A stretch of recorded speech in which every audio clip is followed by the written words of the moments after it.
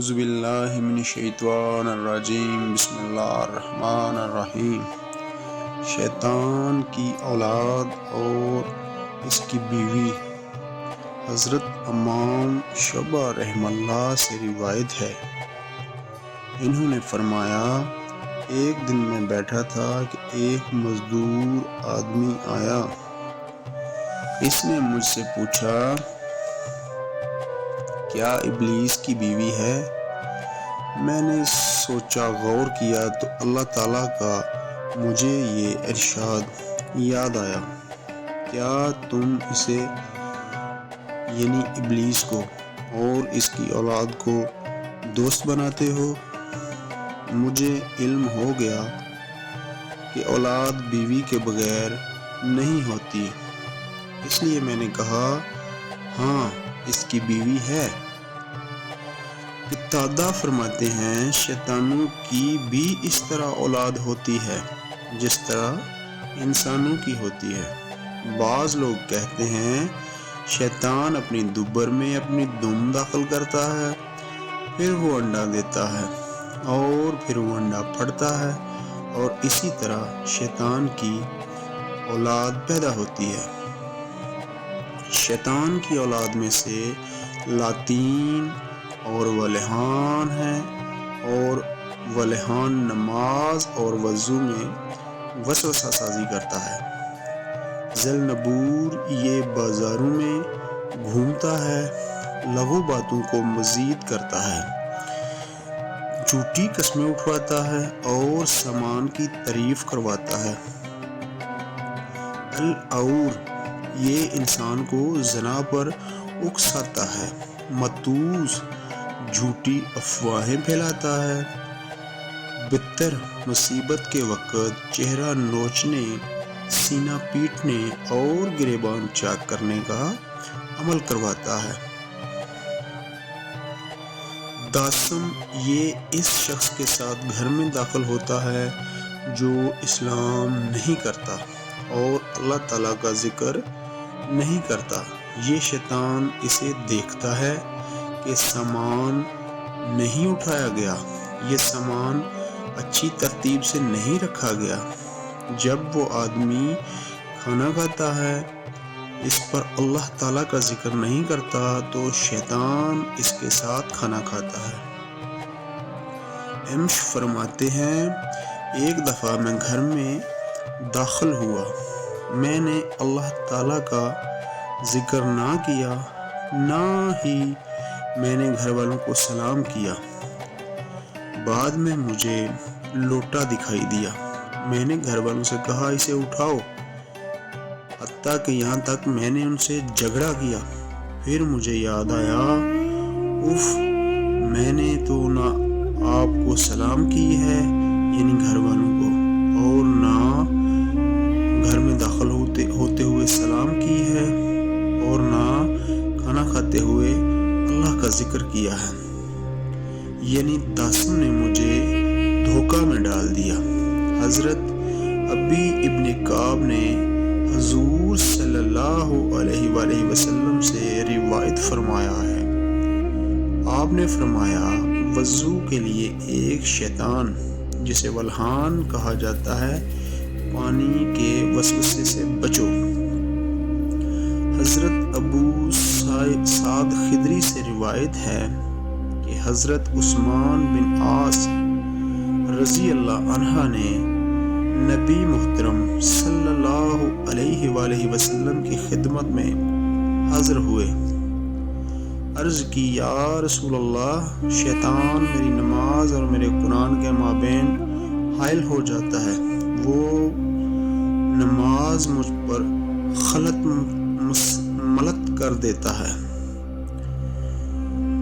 آپ صلی اللہ علیہ وآلہ وسلم نے فرمایا یہ شیطان ہے جس کا نام حزب ہے، تم اس کے وسوسہ کو محسوس کرو تو اللہ سے اس کی پناہ مانگو۔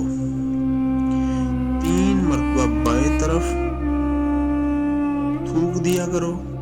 حضرت عثمان فرماتے ہیں میں نے ایسا ہی کیا، اللہ تعالیٰ نے اس شیطان کو مجھ سے دور کر دیا۔ حضرت جابر سے روایت ہے کہ حضور صلی اللہ علیہ وآلہ وسلم نے فرمایا، ابلیس پانی پر اپنا عرش لگاتا ہے، پھر اپنے لشکر زمین پر بھیجتا ہے۔ اس کا سب سے قریبی وہ ہوتا ہے جو سب سے بڑا فتنہ برپا کروا کر واپس آتا ہے۔ ایک چیلا آتا ہے، وہ کہتا ہے میں نے فلاں کام کیا ہے۔ شیطان کہتا ہے تو نے کوئی اعلیٰ کام نہیں کیا۔ پھر دوسرا چیلا آتا ہے اور وہ بھی کہتا ہے کہ میں نے فلاں کام کیا ہے۔ پھر شیطان کہتا ہے تو نے کوئی بڑا کام نہیں کیا۔ پھر تیسرا چیلا آتا ہے، وہ کہتا ہے میں نے میاں بیوی کے درمیان جدائی ڈال دی۔ شیطان اسے اس کام کی وجہ سے اپنا قریبی بنا لیتا ہے اور اس کی تعریف کرتا ہے اور کہتا ہے کہ تو نے تو بڑا عظیم کام کیا ہے۔ حضرت امام احمد بن حنبل